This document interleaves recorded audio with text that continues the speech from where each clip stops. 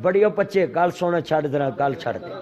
इधर वेखो शेख रशीद साहब मेरे वाल वेखो, इधर वेखो वो एडा बदतमीज है। और तेरे वर्गे करोड़ कट्ठे होन ते हाफिज अब्दुल करीम दे पैरां दी खाक वर्गे भी नहीं हो सकते। तू हाफिज अब्दुल करीम नू आम समझिया है, जिन्हें हज़ारां बेवा औरतां दियां घरां दियां छत्तां पातियां, जिन्हें लखां बेवा औरतां दियां धीयां विआह दित्तियां, जिन्हें हज़ारां नहीं लखां मस्तां बनातियां ते हज़ारां नहीं लखां नलके लवाते ते छिद्या टलिया तू ते अज तक लुंडा खोता वेला फिरना ना रन ना कन्न ते तू हाफिज अब्दुल करीम नू गल कीती है। लखां करोड़ तेरे वर्गे शेख चिल्ली होन ते हाफिज अब्दुल करीम दे पैरां दी खाक वर्गे भी नहीं, जिहदे सीने चल्ला ने अपने नबी दा दीन रखिया है।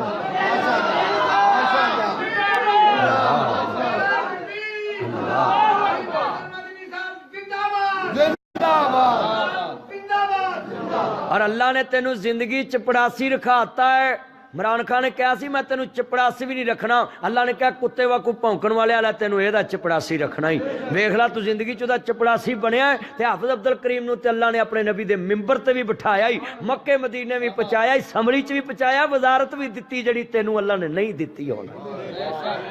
ते कुत्ता चन्न वाल मुंह करके भौंके, चन्न कल भी चमकदा ते अज भी चमकदा, कुत्ते दा काम भौंकना ही रहना है।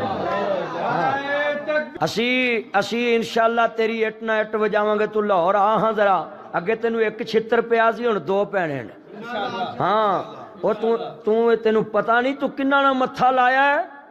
हाँ तू उन्हां नाल मत्था लाया जेड़े करदे ही उलमा दी इज्जत है, और ते साडा कोई थड़ा ही नहीं गा जिहदी इज्जत करने असीं। साडी ते जमात ही उलमा दी इज्जत नाल चलदी पई है, साडा होर कोई राबर नहीं। असा दुनिया दे उत्ते राबर मन्निया ते अपने नबी दे मिंबर दे नौकरां नूं मन्निया आया। साडी ते कोई और गद्दी कोई नहीं गी।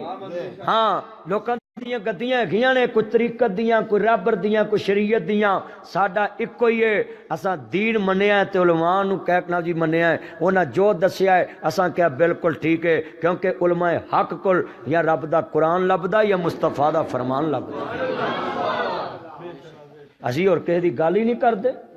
अल्लाह जानदा इंजी है, ਉਹਦੇ गल च चली बन्नी है। हुण जिथे इन्ने रंडे रल जन, चौरी शजात भी रंडा, तारुल कादरी भी रंडा, इमरान खान भी रंडा, शेख रशीद उंज ही लुंडा। हाँ गल ही सीधी।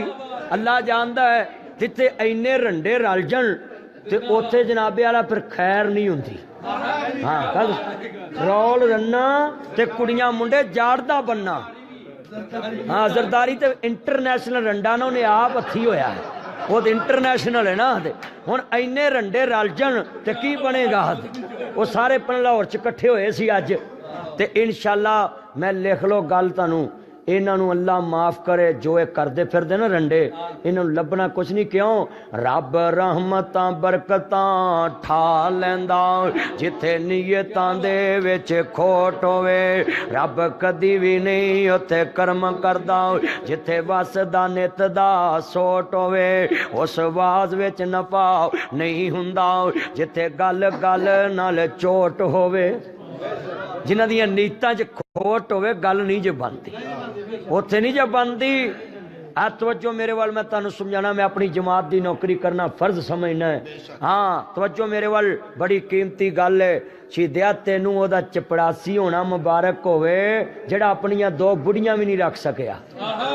तेनू ओदा चपड़ासी होना मुबारक होवे। हाफिज अब्दुल करीम साहब नाज़मे आला मरकजी जमीयत अहल हदीस पाकिस्तान नू नबी दे मिंबर दा नौकर होना मुबारक होवे। अल्लाह तू हुण कदी चढ़ी सही किसी मजहबी स्टेज ते, जेड़े तेनू नाल लई फिरदे ना उन्हां नू पता नहीं जेड़ा कुत्ता इधर भौंकिया कल इधर भी भौंक सकदा है। हाँ उन्हां नू पता नहीं है जे जेड़े लई फिरदे ने नाल, पर उन्होंने की है, उन्होंने वड्डियां ने क्या इनू भी नाल रखना तो उन्हें नाल ही रखना। गल ही सीधी। गल तो यह भी तेरा नहीं वो पिछलियां दा, गल विच होर है। वो बोलो तो सही, गल विच होर है। उच्ची बोले, जे ना बोले मैं आखना तुहाडे च भी होर है कोई गल। उच्ची बोलो, गल विच होर है।